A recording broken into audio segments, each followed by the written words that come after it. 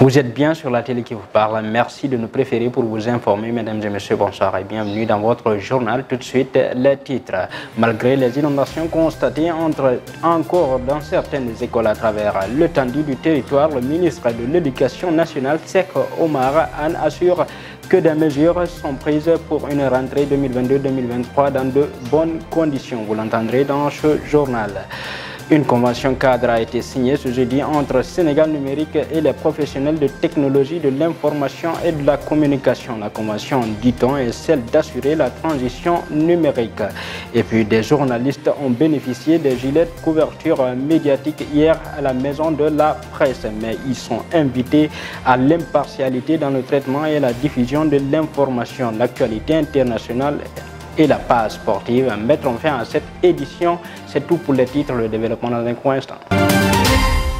Mesdames et messieurs, pour démarrer, les étudiants regagneront les amphis le 10 octobre prochain. C'est la décision prise après la réunion en visioconférence du conseil restreint de l'Assemblée de l'Université Cheikh Anta Diop tenue ce jeudi 29 septembre. Ce report permettra au COUD de prendre des dispositions utiles sur l'état d'avancement des travaux au niveau du campus social. Je vous le disais dans les titres, lors d'un séminaire pour la rentrée des classes 2022-2023 tenu ce jeudi ici à Dakar, le ministre de l'Éducation nationale, Cheikh Oumar Anne, a assuré que des mesures sont en train d'être mises en œuvre pour une rentrée scolaire de très bonnes conditions. Mais il est conscient quand même que beaucoup d'écoles sont encore sous les eaux. Je vous propose de suivre monsieur le ministre. Nous sommes proches de la nouvelle rentrée et nous sommes conscients des efforts à faire pour permettre aux enfants de bien étudier.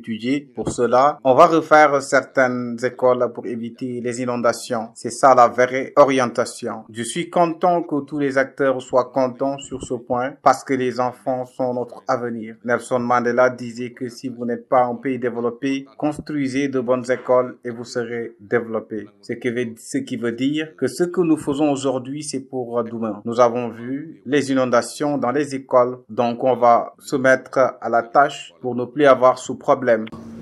Et puis 4 morts et plusieurs blessés ont été enregistrés dans l'affaissement d'un balcon à Kaolack. Le 4e corps sans vie est celui d'un enfant âgé de 5 ans qui a été retrouvé tardivement dans la nuit du jeudi au vendredi. Le propriétaire de l'immeuble, Mamadou Sow, a perdu des membres de sa famille, dont sa 3e épouse, un bébé et la victime qui vient d'être découverte. Également dans les titres, je vous le disais, une convention cadre a été signée ce jeudi entre Sénégal Numérique SA et l'Organisation des professionnels de technologie de l'information et de la communication.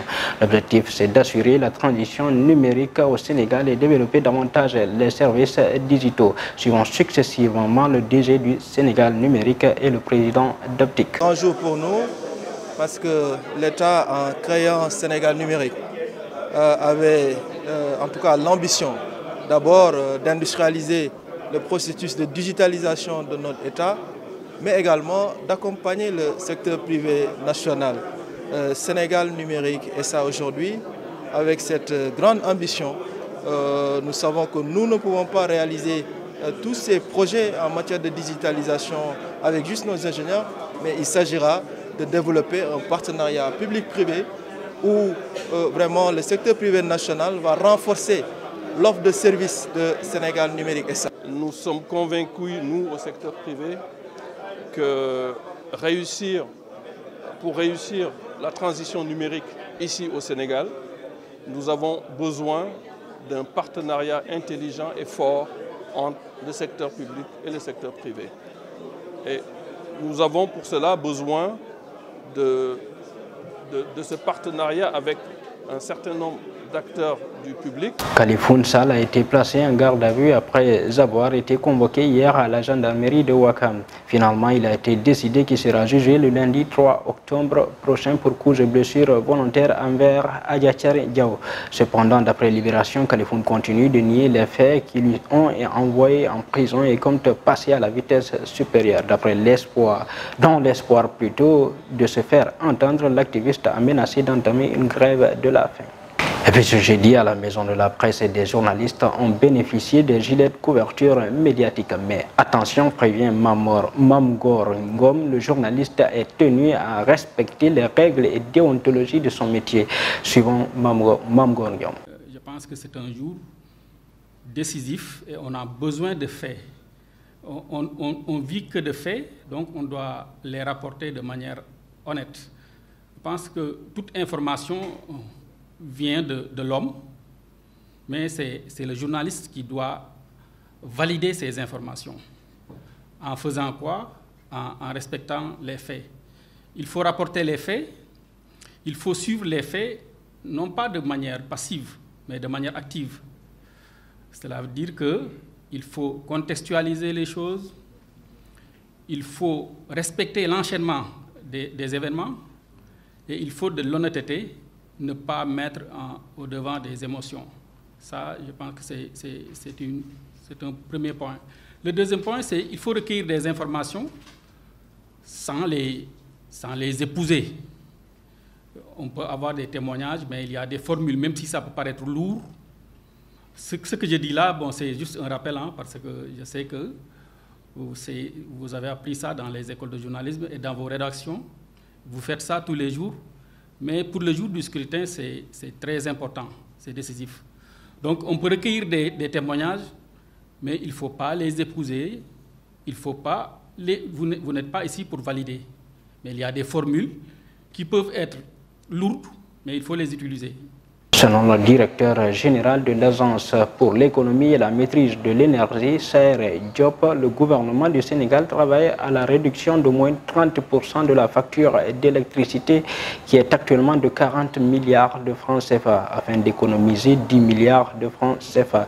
Une bonne nouvelle pour le Sénégal, d'autant plus que l'une des ambitions du plan Sénégal émergent est de fournir une électricité en qualité suffisante, fiable, abordable et accessible pour tous. Et puis de l'autre côté, le déminage se poursuit en Casamance. Selon le directeur de l'Agence nationale pour la relance des activités économiques et sociales en Casamance, près de 2 millions de mètres carrés de terre ont été restitués aux populations.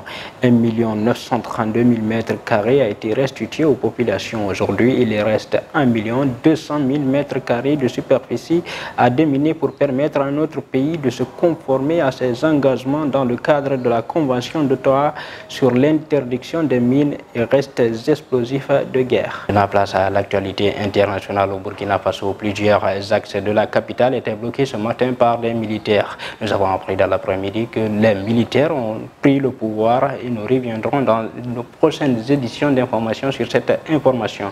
En Éthiopie, le prix du carburant a augmenté hier d'environ 20%. Et puis au Koweït, lors des élections législatives de l'opposition a raflé la majorité des sièges au scrutin d'hier jeudi. En Afghanistan, dans un attentat, 19 personnes ont perdu la vie ce vendredi.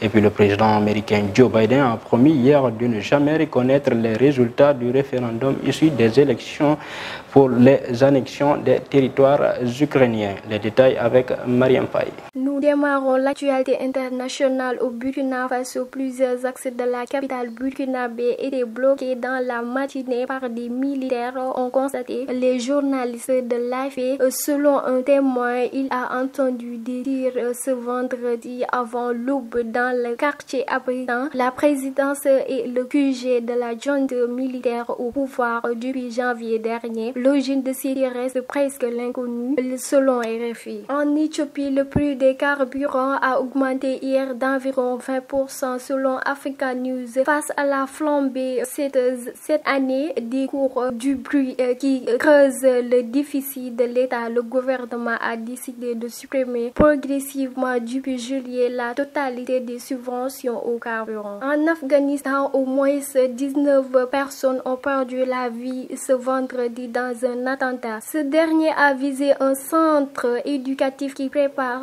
des étudiants à leurs examens d'entrée à l'université dans un quartier sud de Kaboul, nous dit France 24. Au Koweït, l'opposition qui avait boycotté les élections législatives ces dernières années a raflé la majorité des sièges au scrutin de jeudi, à l'issue duquel 2 femmes ont fait leurs entrées au Parlement. Selon les résultats officiels publiés vendredi, les candidats de l'opposition, dont plusieurs sont issus de formations islamistes, ont remporté 28 des 50 sièges de Parlement, battant 20 anciens députés, parmi lesquels 3 ex-ministres lors de ces législatives. Le ténor de l'opposition, Ahmad Al-Sadoud, qui a présidé 3 fois l'Assemblée, figure parmi les vainqueurs avec 12 000 voix. L'annexion de Russie par rapport à quelques territoires ukrainiens. Le président américain Joe Biden a promis hier de ne jamais reconnaître les résultats des référendums enregistrés par la Russie en Ukraine, selon France 24. Merci Marine Faye pour cette actualité internationale. À présent, place à la page sportive. L'équipe nationale de beach soccer s'est qualifiée sans surprise en finale en venant à bout des Ougandais. En préparatif pour la CAN handball féminine, l'équipe nationale du Sénégal remporte son premier match amical. Et puis la Bundesliga reprend ses droits ce vendredi. Le club bavarois, qui reste sur une longue disette, va tenter de se rattraper à partir de ce soir. Les détails de Pendagay. Nous démarrons la page sportive avec les Lions qui continuent d'imposer leur suprématie au Switch Beach Arena. Face à l'Ouganda ce matin en ouverture pour les demi-finales, ils ont largement dominé le débat. Le Sénégal n'a pas encaissé le début lors de la première période 5-0. Un assez bon début pour faire le plein en confiance. Il faudra attendre 6 minutes encore de la seconde période pour voir le premier but descendre 6-1.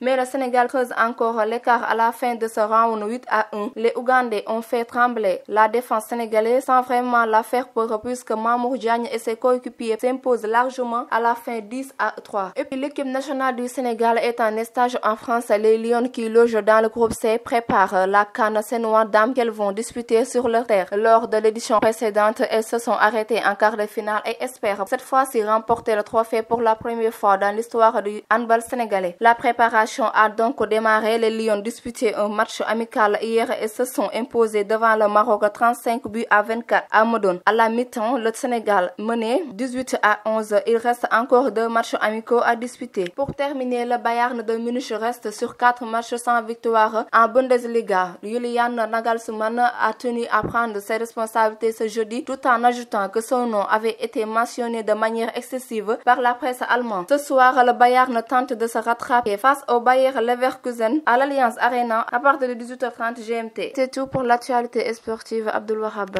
Merci Penda pour cette page sportive. Mesdames et messieurs, voilà qui met fin à cette édition d'information. Merci de l'avoir suivi. Restez en compagnie d'un programme de la Time for Africa, les meilleurs.